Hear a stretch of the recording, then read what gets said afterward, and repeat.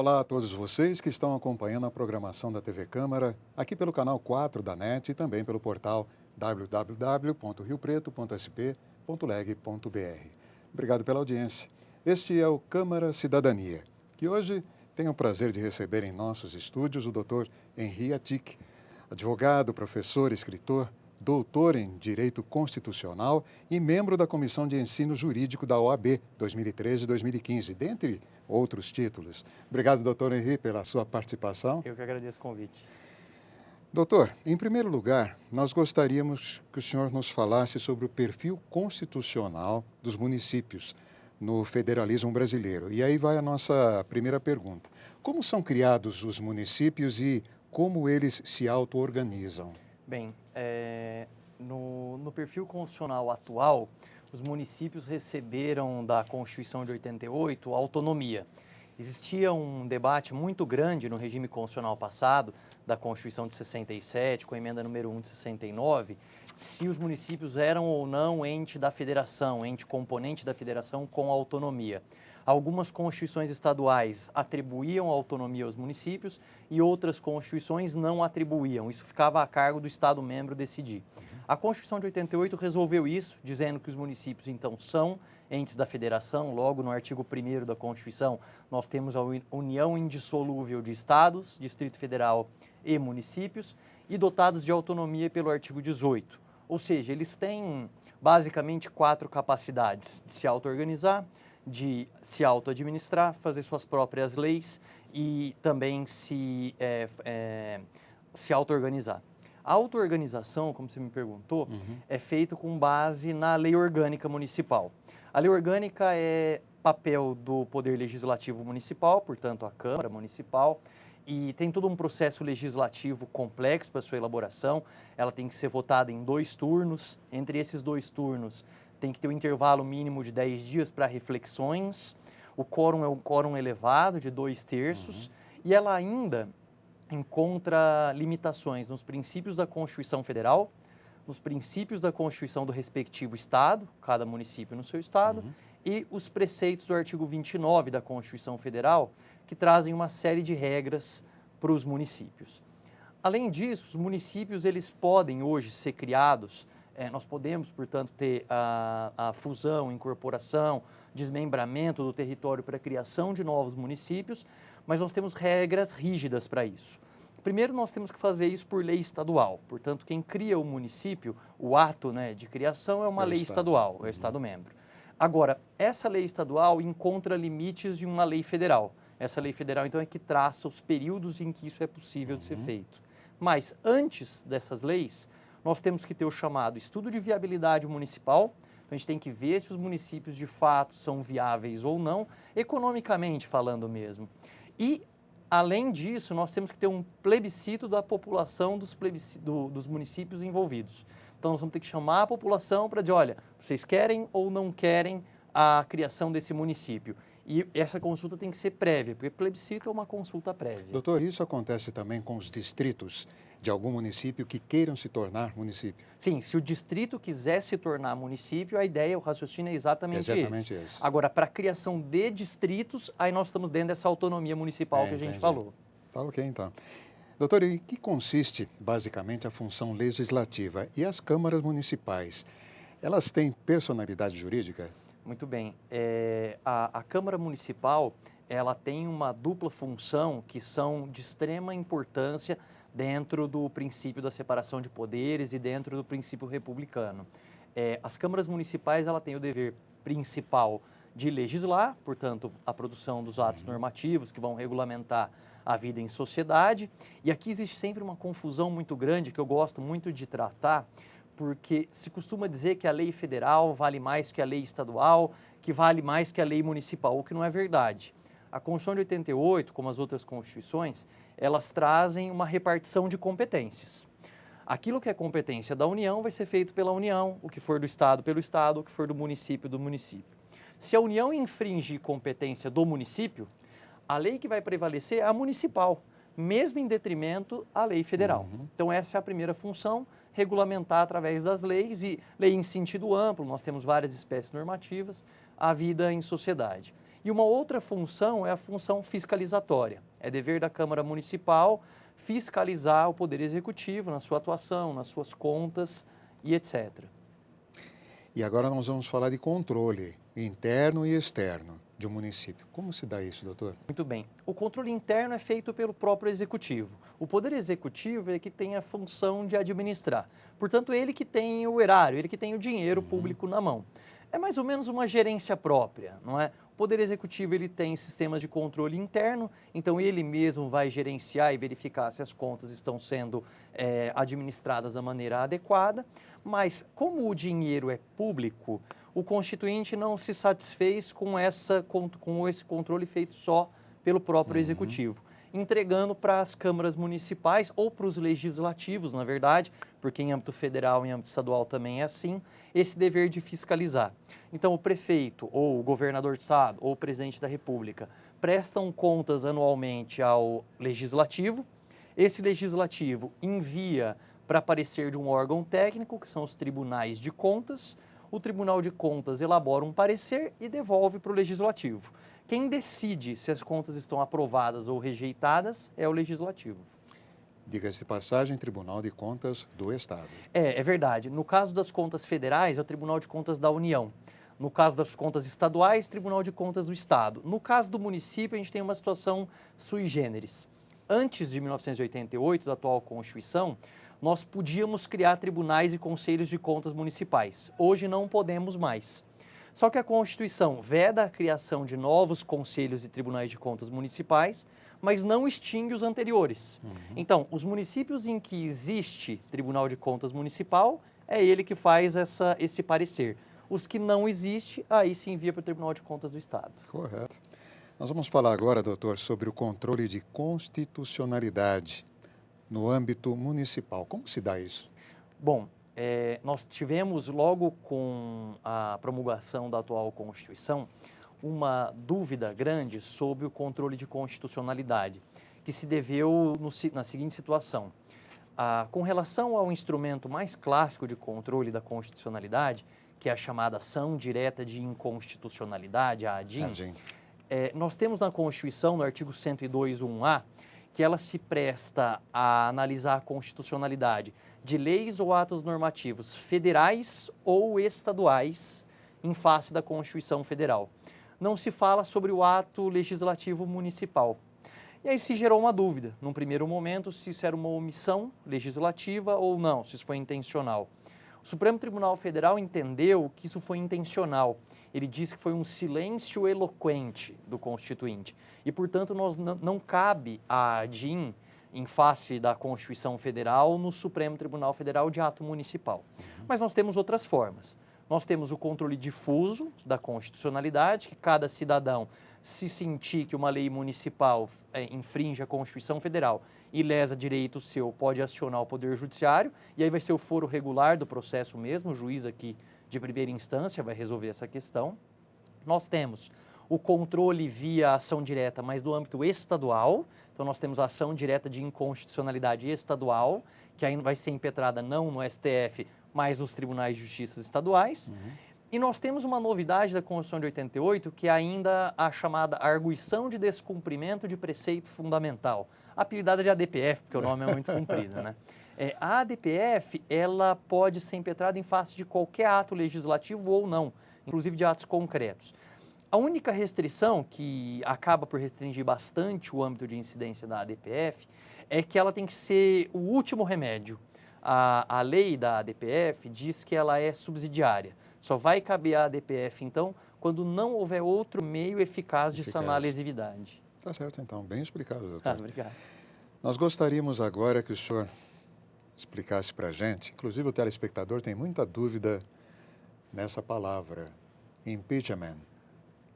O que é o impeachment e quando ele se faz necessário? Vamos lá. O impeachment é uma palavra que a gente pode traduzir como impedimento mesmo. O que vai acontecer? Normalmente se fala muito sobre impeachment com relação aos chefes do Poder Executivo, o presidente da República, o governador do Estado ou do Distrito Federal e o prefeito municipal. Mas não só eles podem sofrer impeachment. Por exemplo, o presidente da Câmara Municipal também pode sofrer impeachment em caso de descumprimento das regras constitucionais relativas à sua função. O que significa isso? Nós temos dois tipos de infrações no âmbito que a gente pode chamar de criminal. Nós temos o crime comum, que é esse que qualquer cidadão pode praticar. Nós temos homicídios, nós temos latrocínio e etc. E nós temos o chamado crime de responsabilidade. O crime de responsabilidade é o crime político. Não é esse crime do Código Penal, mas é o crime que apenas aqueles que que assumiram um mandato eletivo podem cometer. Quando eles cometem um desrespeito a essas regras do mandato eletivo, eles podem então sofrer o processo de impeachment e o seu resultado final, se houver mesmo o impeachment, o que vai acontecer é a perda do mandato e a suspensão dos direitos políticos. Bem explicado. Agora nós gostaríamos de saber, doutor, o que vem a ser imunidade parlamentar? Quando se dá a imunidade material e imunidade formal? E outra pergunta que eu gostaria que o senhor elucidasse para a gente. O vereador tem imunidade parlamentar? Muito bem. Essa é uma pergunta muito importante, porque se escutam muitas críticas com relação às imunidades. Nós vivemos num país em que existem algumas regalias ainda que deveriam desaparecer. Tanto é que se fala muito em reforma política. Mas o caso das imunidades, elas têm uma função muito importante. Elas não estão na Constituição à toa. Nós falamos há pouco sobre o dever do parlamentar de fiscalização. O parlamentar ele não pode atuar com medo. O parlamentar ele não pode atuar amarrado. Ele não pode atuar preocupado em, se ele não conseguir depois comprovar absolutamente tudo que ele está tentando investigar, sofrer alguma punição por isso. É claro que se ele estiver agindo de má fé, ele vai responder. Mas se ele estiver agindo ao bem da coletividade, de fiscalizar, de fazer esse papel dele, de atuar junto ao executivo para não deixar o executivo derrapar, é importante que ele faça isso com coragem e com liberdade. As imunidades servem para isso. O parlamentar ele não deve ter uma preocupação ao se manifestar, de eventualmente responder por aquela manifestação. E aí a gente está diante da chamada imunidade material. A imunidade material do parlamentar é aquela que o protege por suas opiniões, palavras e votos. Agora, é muito interessante refletir sobre essa imunidade material pelo seguinte: às vezes a gente acaba concluindo, equivocadamente, que um parlamentar, então um deputado, um senador, um deputado estadual ou um vereador, podem falar o que quiser. Não é verdade. Ele tem essa imunidade material no exercício do mandato. Então, quando ele age como parlamentar, no exercício do seu mandato, ele está imune por suas opiniões, palavras e votos. Essa é a chamada imunidade material. Por caso do vereador, ele possui essa imunidade material, só que ela está limitada à circunscrição do município. Então, o vereador é imune por suas opiniões, palavras e votos no exercício do mandato, como todo parlamentar, mas na circunscrição do município. Fora do município, ele não possui, mesmo que esteja visitando algum município vizinho, irmão, como vereador, mas ele vai ter que tomar cuidado um pouco maior, porque ele não está albergado por essa imunidade. Agora, a imunidade formal, ela é processual. A imunidade formal, portanto, ela traz com que os parlamentares tenham uma forma específica, um foro privilegiado para então sofrer esse tipo de persecução. Os vereadores não têm imunidade formal, eles têm apenas a imunidade material, que é essa da opiniões, palavras e votos. Tá certo. Nós vamos continuar falando muito mais sobre direito constitucional. Nós vamos fazer um breve intervalo e a gente volta já já. Câmara, Cidadania, em um minuto só.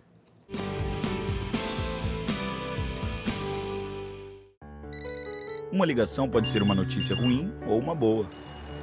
Pode ser um amigo, alguém da família ou até engano. Mas tem uma ligação que pode ser o começo de uma grande virada.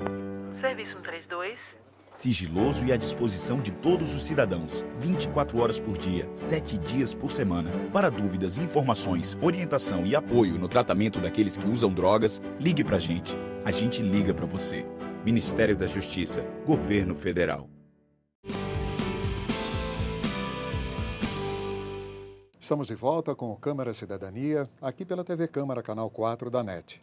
E você já sabe, Você pode assistir a este programa e toda a nossa programação acessando o nosso portal www.riopreto.sp.leg.br. Hoje estamos batendo um papo com o advogado, professor, escritor, Dr. Henry, e ele vai continuar falando sobre Constituição, porque é doutor em Constituição. Doutor, nós gostaríamos de saber agora o que vem a ser e quantas formas de inconstitucionalidade existem.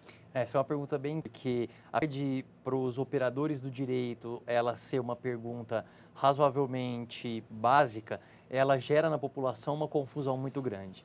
A gente escuta muito falar, né? Ah, isso é inconstitucional. O que será que é essa tal inconstitucionalidade, né? Nós temos na Constituição Federal a legislação, o documento legislativo mais importante do ordenamento jurídico. Ou seja, se nós fôssemos fazer um escalonamento de normas em termos hierárquicos, nós colocaríamos a Constituição no topo do ordenamento jurídico. E todas as outras normas, todas as outras leis, precisam encontrar fundamento de validade na Constituição. Precisam ser compatíveis com a Constituição. Se uma lei inferior contraria a Constituição, ela é inconstitucional. E qual que é a consequência disso? Essa lei é nula. Ela é como se ela nunca tivesse existido, ela não serve, ela é imprestável. Nós temos vários tipos de inconstitucionalidade. Nós temos a inconstitucionalidade que é gerada pelo desrespeito ao processo legislativo, e aí nós temos então inconstitucionalidade formal. Nós temos inconstitucionalidade em que o conteúdo da lei contraria a Constituição, e aí essa é a inconstitucionalidade material.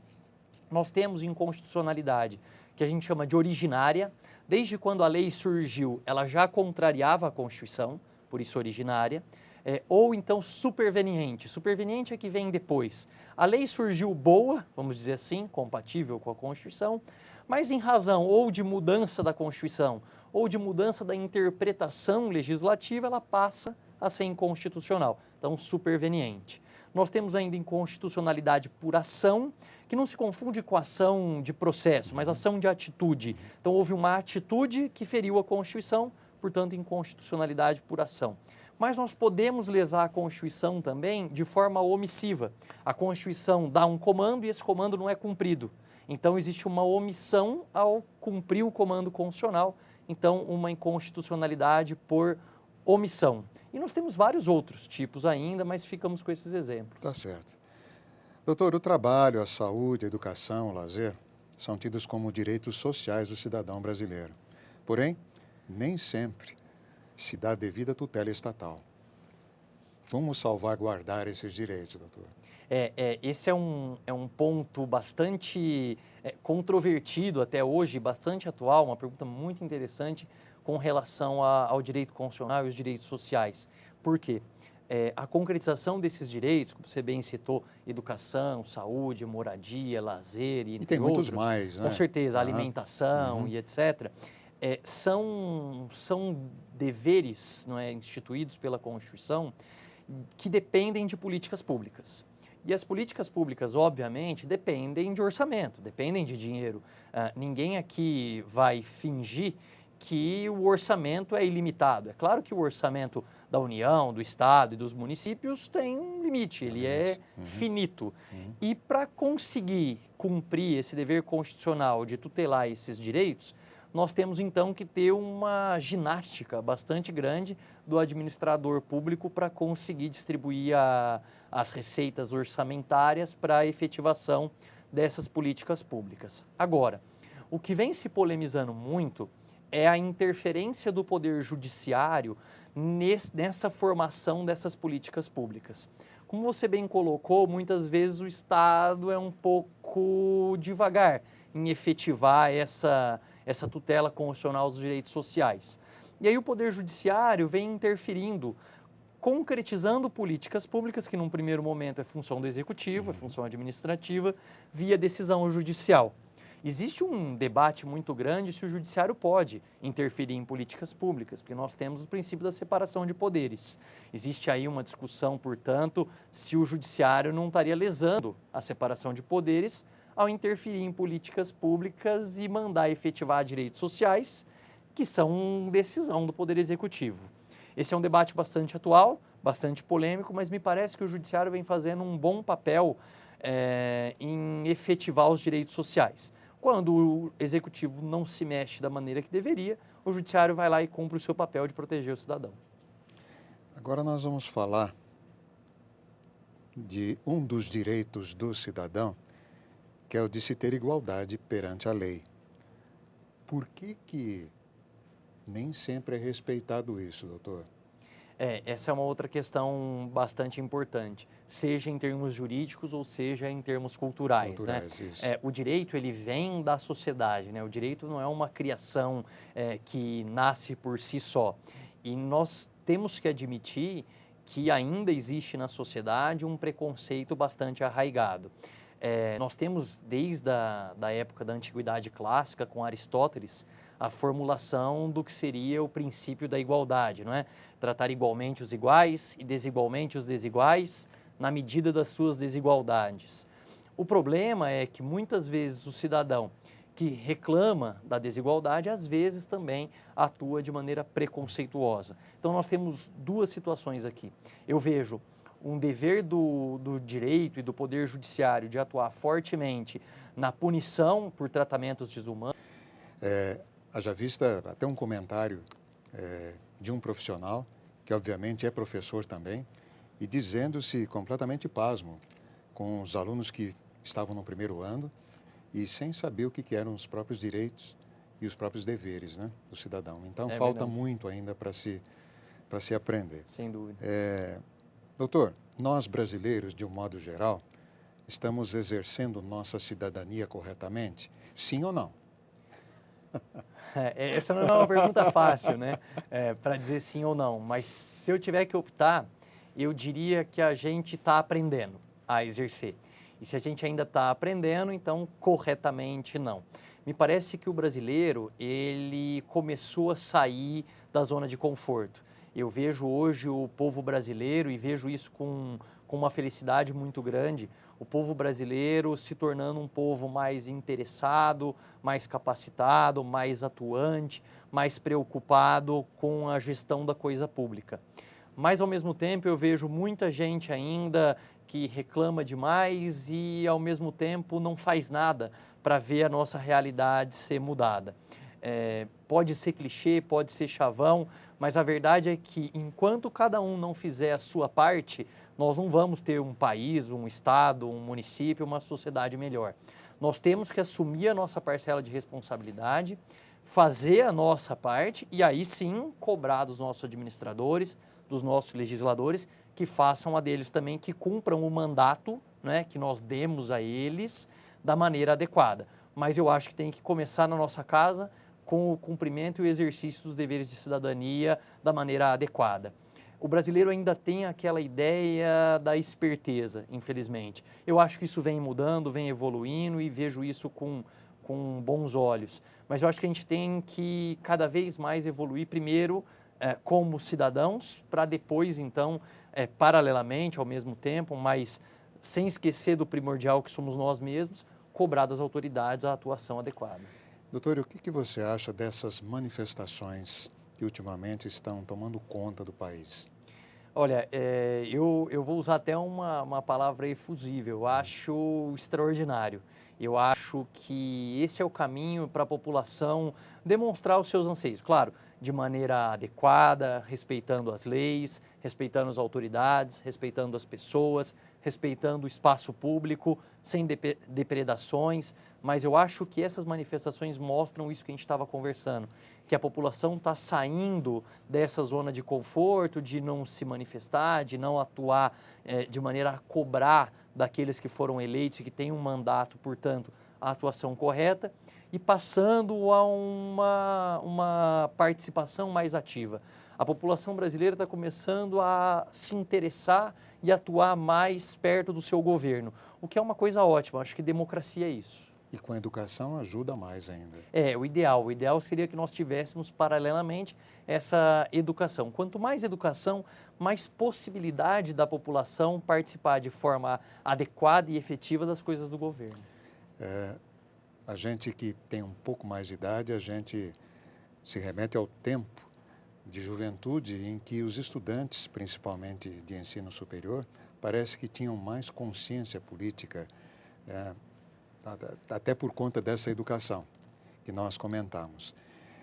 Fora a educação, o que o senhor acha que ainda o brasileiro deve crescer? Em quê?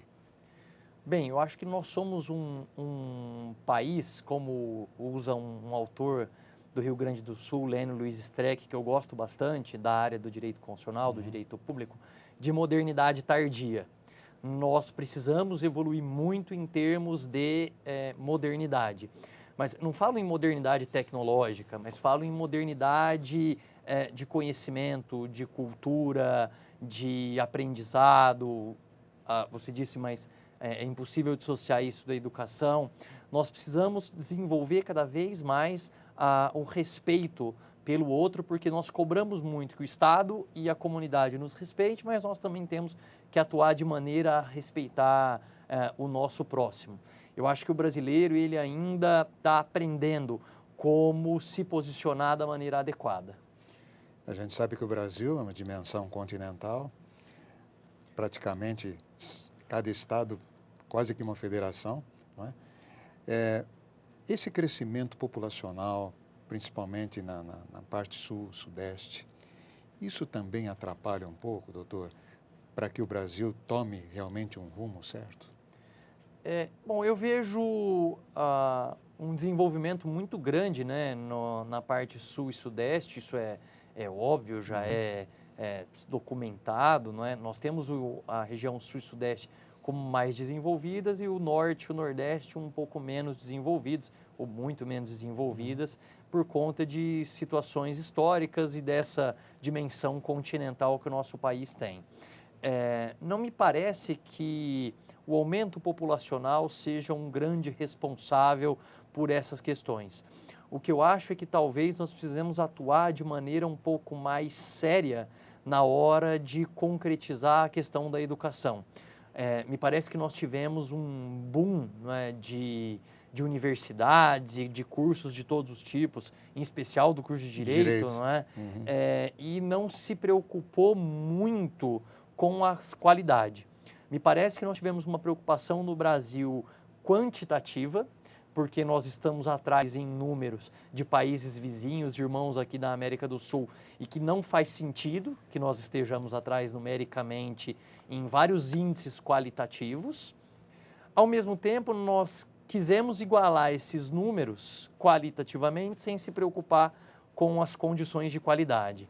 Então, me parece que nós precisamos agora reajustar essa rota, talvez isso tenha sido necessário em algum momento, mas nós precisamos reajustar essa rota agora com uma preocupação de qualidade, formando cada vez melhor, cada vez de forma mais adequada os nossos cidadãos, nossos profissionais, para que aí sim a gente consiga elevar o nível desse país. Tá certo. Doutor Henri Atic, infelizmente a gente já chegou ao final do programa. Agradeço a sua participação mais uma vez. Conte com a casa. Obrigado, eu que agradeço, estou sempre à disposição. Muito obrigado. Câmara Cidadania volta semana que vem com outro assunto de interesse do cidadão. TV Câmara, o canal do Legislativo.